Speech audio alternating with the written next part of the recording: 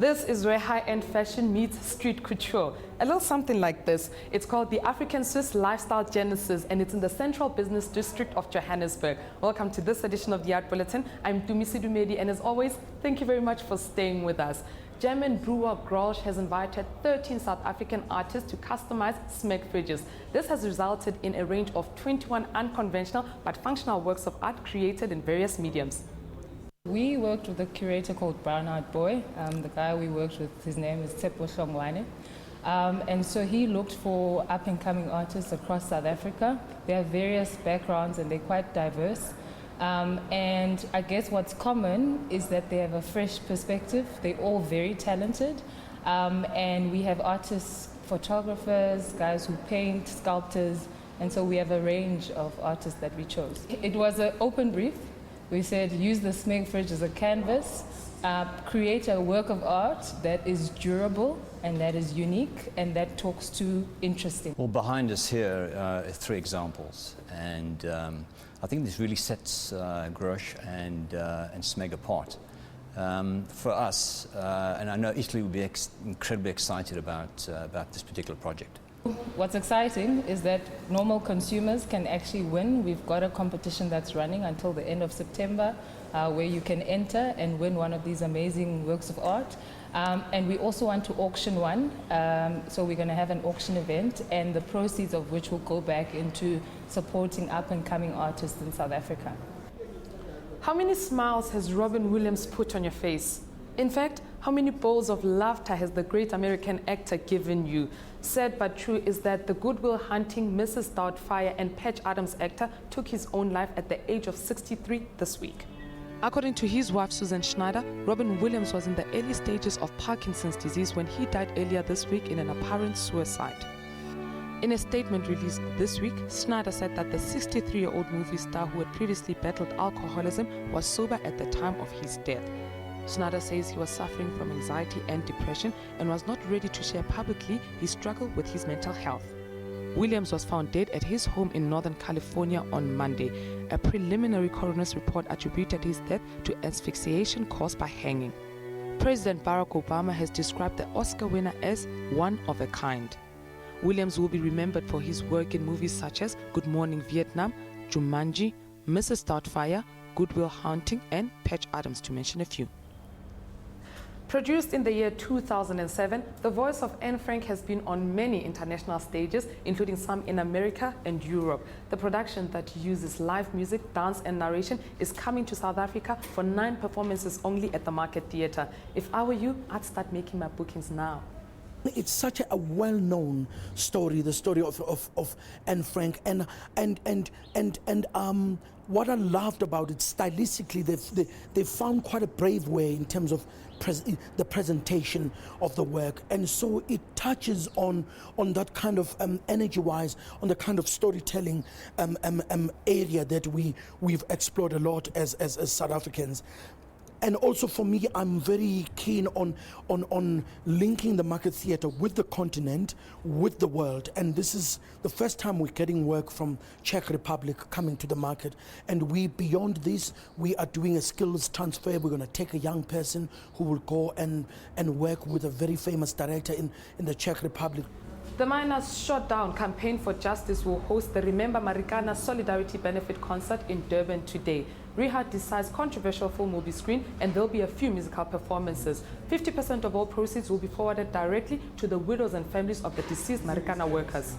The memory of the Marikana massacre of 2012 is worth pondering on because the questions have not been answered. There are still so many questions that are up in the air. The benefit concert is a group of artists who have come together, musicians and poets, photographers and people who own the venues and people who just wanted to play a part in keeping this memory alive until those questions are answered. So it's a group of diverse Durban artists from across the city, different ages, races, class, it's just a group of artists that are wanting to come together and use their art to keep the questions alive.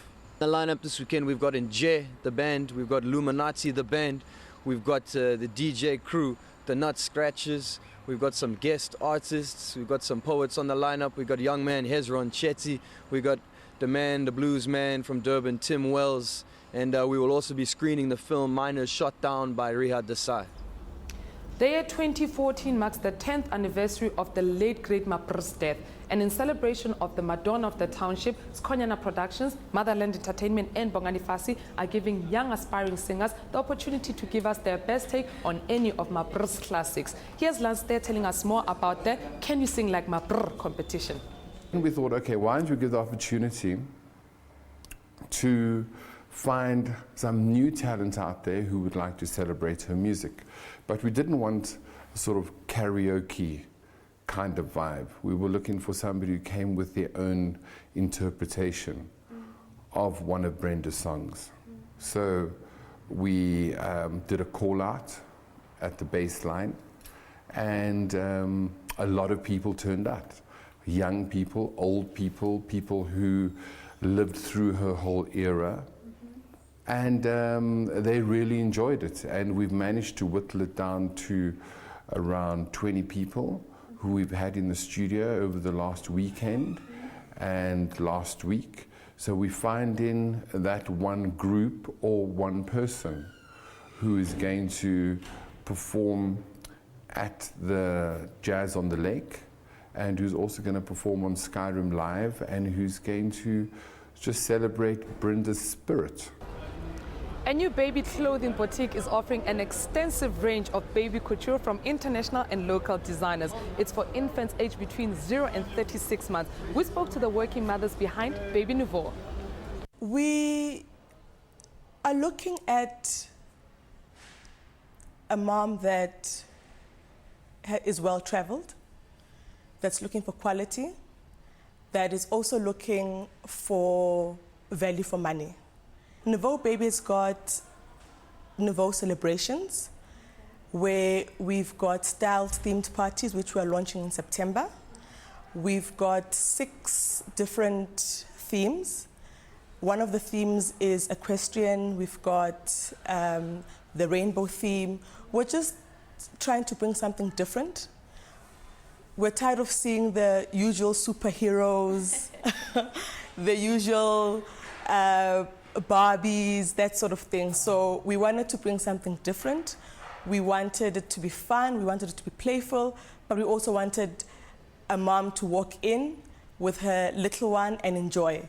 So we plan, we style, we do photography. It's basically a one-stop shop. A new documentary is placing the state of affairs of electronic music in South Africa under the spotlight. Future Sounds of Mzansi is the brainchild of Spook Matambo and Lebohang Rasitaba of Egg Films. There was a lot of layers to the project. There was the travel side of things, exploring different parts of South Africa, but with a particular kind of goal, you know what I mean? And the goal was to uncover the future sounds of Mzansi. So having that as like what kind of drove us was kind of a highlight, like learning a lot, you know what I mean? Going into, like, I don't really know a lot about electronic music, or electro music, sorry. So just having that as the point of departure, just like from this point on, when you start making this film, everything that you shoot will be something that you are learning and experiencing for the first time. So that was a pretty big highlight, and then just how that became. It was a huge project. It took a lot of time, it took a lot of effort, there were a lot of stops and starts. And from my side, having never made a film before, you know, feature-length film, the amount of time and effort that it took was a surprise. I think finishing the film and being able to step away from all the little parts of shooting it to having a complete film and to contextualize so much of these little scenes and little you know, people who are stars in their world, and then to put them all together in a unified narrative was quite exciting. I enjoyed that. And that's the Art Bulletin story for today, coming to you from African Swiss Lifestyle Genesis in Joburg CBD. To find out more about them in their clothing range, do visit www.africanswiss.com or do follow them on Twitter. Their handle is @AfricanSwiss. To get a hold of us, do email morninglive@sabc.co.za or tweet @morninglive@sabc. Until next time, it's a goodbye from us.